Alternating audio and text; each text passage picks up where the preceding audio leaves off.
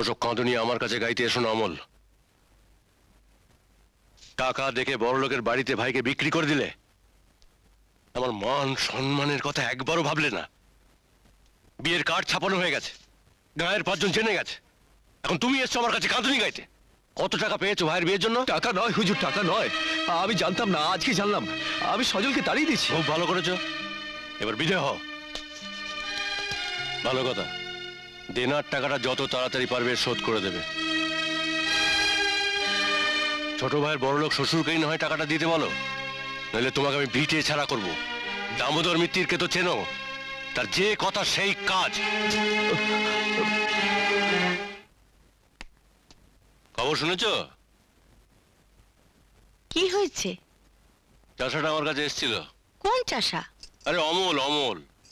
সে বললে যে তার ছোট ভাই তাকে না জানিয়ে কলকাতায় কোনো এক বড় লোকের মেয়েকে বিয়ে করেছে, সেখানেই সে ঘর জামাই হয়ে থাকবে। ভালোই তো, গাঁয়ে মেয়েকে কি আর সজলদার পছন্দ হয়? হয় না তো?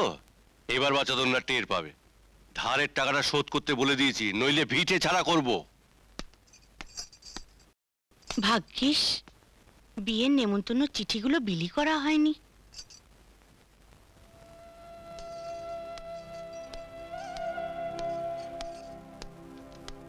কি ব্যাপার, 7-8 দিন থাকবে বলে দেশে গেলে, আর 2 দিন পরেই চলে এলে? কাজ শেষ হয়ে গেল তাই চলে এলাম। হ্যাঁ, কিন্তু কাজটা অবশ্য তুমি করনি।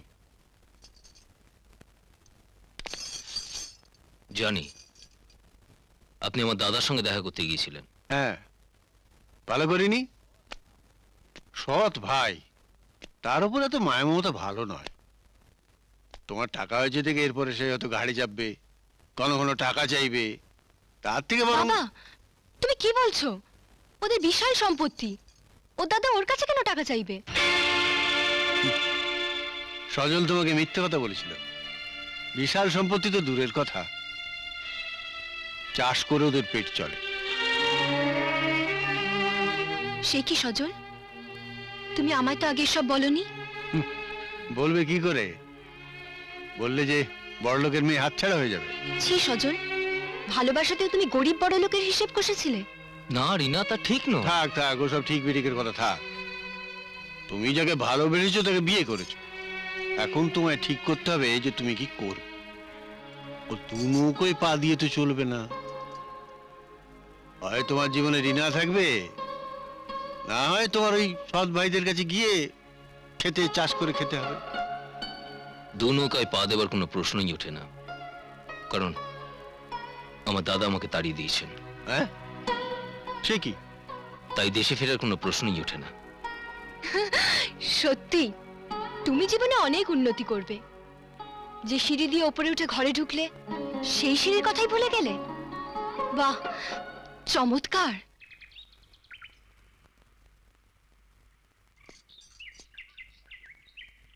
আপনি কাকে চাই? দাদা, আমি রিনা, আপনার ছোট ভাইয়ের বউ। আপনি ভুল করছেন, আমার কোনো ছোট ভাই নেই। আমি বাবার হয়ে ক্ষমা চাইতে এসেছি দাদা। ক্ষমা? আপনাদের প্রাসাদে চাকর বাকর হবার যোগ্যতা যার নেই, তার কাছে ক্ষমা চেয়ে ছোট হতে নেই। আমি যে বড় আশা করে এসেছিলাম দাদা, আমার স্বামী যেখানেই থাকুক, যাই করুক, আমি এখানেই থাকবো। আমাকে ফিরিয়ে দেবেন না দাদা।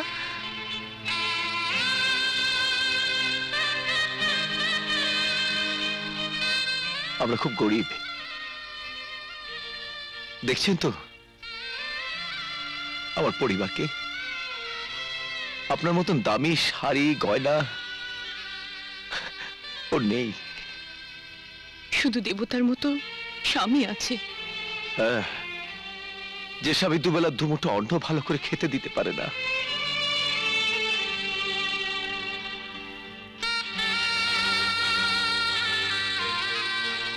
যা ত্যাগ করেছি তার কোনোভাবে গ্রহণ করতে পারবো না।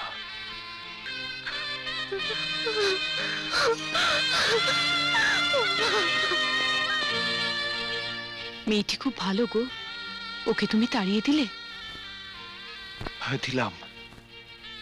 আমার আমার সৎ ভাটি যে বড় বড় অসৎ কল্যাণী, বড় অসৎ।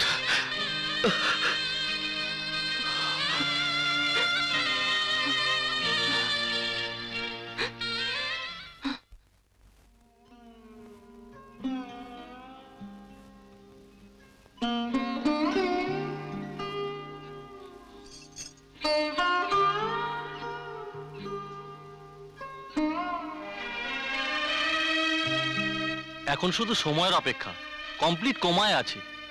এত বড় অ্যাটাকটা হলো, আপনারা টের পাননি? না, কি হয়েছে মার? স্ট্রোক। 3টে অ্যাটাক হয়েছে 8 ঘন্টা পর পর। সারাদিন তুমি কোথায় ছিলে? শ্বশুর বাড়িতে দেবতার মন্দিরের দরজা থেকে ফিরে এলাম।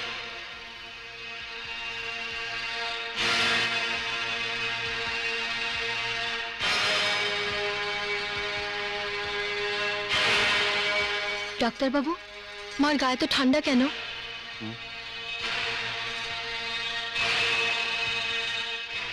She is dead. না, আপনি মিথ্যে বলেছেন। না, আমার আমার মা আমাকে ছেড়ে যেতে পারে না। আমার সঙ্গে দেখা না করে আমার মা যেতে পারে না। মা, মা, মা,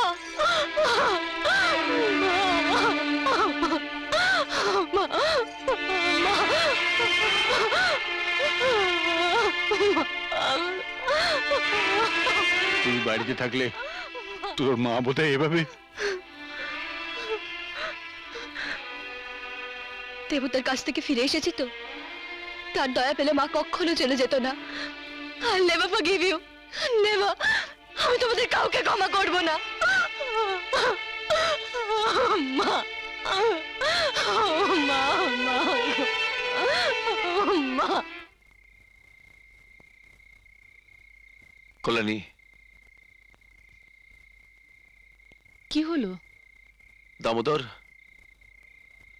দামোদর আজও তাগাদায় লোক পাঠিয়েছিল। কি আর করবে, ভগবানের উপর সব ছেড়ে দাও। ভগবান বড় নির্দয় কল্যাণী। শেষ পর্যন্ত বোধহয় পিতৃপুরুষের ভিটেটাই হারাবো। এখনই এসব ভাবছো কেন? এখন থেকে সবকিছু আগাম ভেবে রাখাই ভালো কল্যাণী। সজলের মতন ভাই যখন চলে গেল, তখন আরে ও আমার রাগ দেয় দেখলো, কিন্তু আমার বুকের মধ্যে যে হাহাকার ছিল সেটা বুঝলো না, সেটা বুঝলো না। তোমার দাদা যে আমাকে কিভাবে অপমান করলেন বাবা, সে আমি তোমায় বোঝাতে পারবো না। আসলে আমার দাদা ভীষণ সরল, মনে হয় বিয়ে করাতেই। না বাবা, তা নয়, মোটেই তা নয়। আমাকে পরিষ্কার বলে দিলেন সজলের রোজগারের উপর নির্ভর করে বসে আছি, আর আপনারা আমার মুখের গ্রাস কেড়ে নিলেন। সৎ ভাইয়ের জন্য অনেক করেছি, এবার আমার ফেরত নেবার পালা। দাদা আপনাকে এসব বলেছে? কদিন আগে তোমার শাশুড়ি স্বর্গে গেছেন। আমার মনের অবস্থা বুঝতেই পারছো। এ সময় কি মিথ্যে কথা বলা যায় বাবা? কিন্তু রিনা যে। মিথ্যে কথা, ও সব মিথ্যে কথা। তোমার সৎ ভাইটি একটি পাকা অভিনেতা। রিনার ক্ষমতা কি যে অভিনয় ধরে? যাকে বাবা, ওই ছোট লোকদের জন্য তুমি নিজের মনটাকে ছোট করো না। তোমার সামনে এখন কত কাজ। তুমি আমার কোম্পানির ম্যানেজিং ডিরেক্টর হবে। ওসব সস্তা সেন্টিমেন্ট নিয়ে নিজের মনটাকে ছোট করো না। কি ব্যাপার, শরীর খারাপ বলে মাঠে কাজ করতে গেলে না, এখন আবার কোথায় যাচ্ছ? কলকাতায়। কলকাতা? হ্যাঁ, সজলের সঙ্গে একবার দেখা করতে। কেন? নারায়ণীর বিয়ের জন্য দাদা টাকাটা ধার করেছে। সজল যদি রাধাকে বিয়ে করতো, দামোদর তাহলে টাকাটা ফেরত চাইতো না। নারায়ণী শুধু দাদার একার বোন নয়, আমাদেরও বোন। তুমি কিছু ভেবো না, আমি জানি সজল সজল নিশ্চয়ই টাকাটা দিয়ে দেবে। বৌদি, তুমি দাদাকে কিছু বলো না, হ্যাঁ?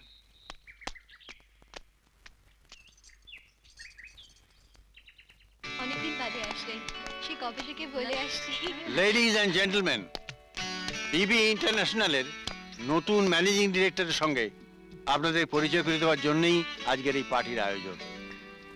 Late me introduce the new managing director mister Sajal Roy. A big hand, please.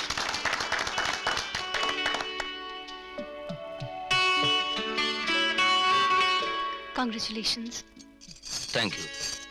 সজল, সজল, আয় আয়। কি হলো, এদিকে আয়। তুই এখানে বস, কোথাও যাবি না কিন্তু। না না, আমি এক্ষুনি ঘুরে আসি। হুম?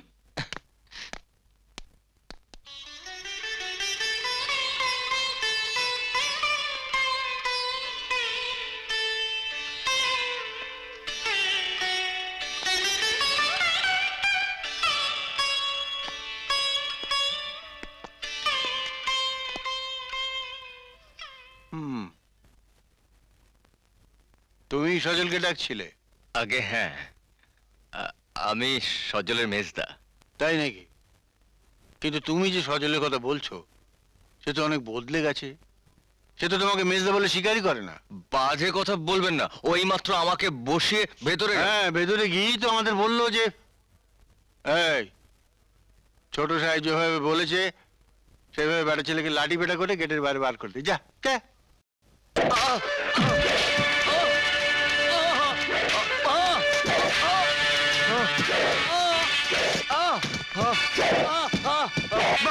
বাস বাস, আর মারবেন না, আর লাঠি পেটা করবেন না। আমি আমি এমনি চলে যাচ্ছি, কিন্তু সজলটা যেরকম জানোয়ার হয়ে গেছে আমি জানতাম না, আমি জানতাম। মেজদা, এই, এই তোর যা, মেজদা, এই যা। মেজদা।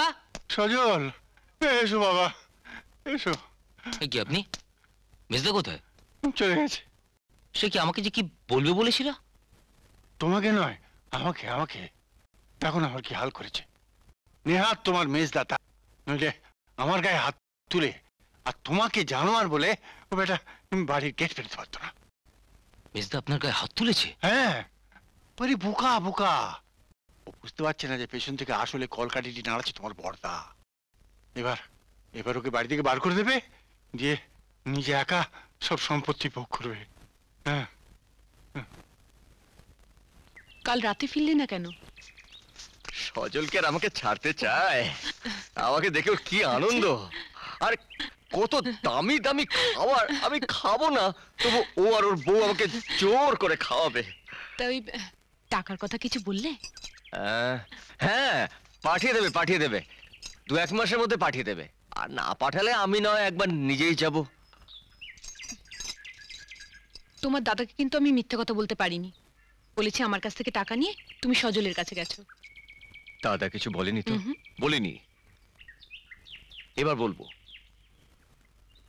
কলকাতা যাবার ভাড়া নিয়ে গিয়েছিলিস, কিন্তু ফিরে এলি কিসে? হেঁটে? না না, হেঁটে ফিরবো কেন? ওই তো সজল গাড়ি ভাড়া দিয়ে দিয়েছিল। গাড়ি ভাড়া দিয়েছিল? বেত পেটা না লাঠি পেটা করে গাড়ি ভাড়া দিয়েছিল? হ্যাঁ,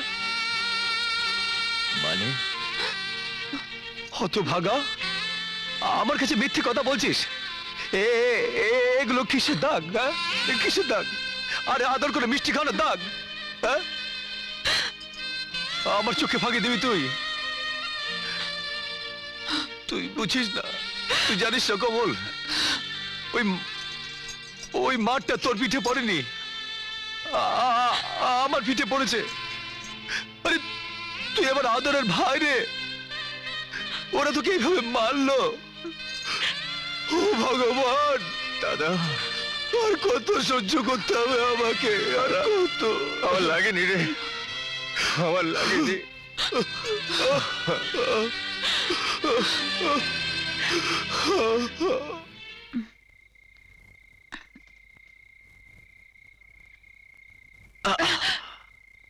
খুব কষ্ট হচ্ছে না? রাধা, এত রাত্রে তুই আমার ঘরে, কেউ যদি দেখে ফেলে? তাতে আমার ভারী বইই গেল। আমি আমার স্বামীর সেবা করছি। চুপ চুপ, দাদা বৌদি পাশের ঘরে আছে। অমল, দেখো তোকে।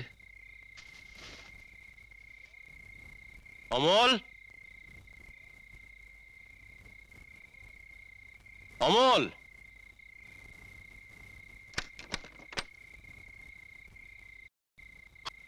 ডাকলেই তো আমি যেতাম। আপনি আবার কষ্ট করে। কষ্ট না করলে তো কেষ্ট মেলে না অমল। টাকা নেবার সময় তো দয়া করে আমার বাড়িতে গিয়েছিলে, এখন টাকা শোধ দেওয়ার সময় তো আমার জুতো শুকতলা হয়ে যাচ্ছে। আর কতদিন লুকিয়ে লুকিয়ে থাকবে বাবা? আমি চেষ্টা করছি হুজুর। চেষ্টা করছো, করে যাও। শুনেছিলাম তোমরা নাকি সৎ বংশের ছেলে, তা এখন তো দেখছি তোমাদের রক্তেই জচ্চুরি রয়েছে। হুজুর, হুজুর আমাকে যা খুশি বলুন, কিন্তু আমার বংশ তুলে কথা বলবেন না। আচ্ছা, গায়ে লাগলো বুঝি? বেশ বেশ বেশ, তাহলে বংশের মুখ রক্ষা করতে এই টাকাটা ফেরত দিয়ে দাও। 1 সপ্তাহের মধ্যে 50,000 টাকা সুদ সমেত ফেরত দিয়ে দেবে, নইলে পেয়াদা রেখে আমি সমস্ত দখল করে নেবো। এই চ।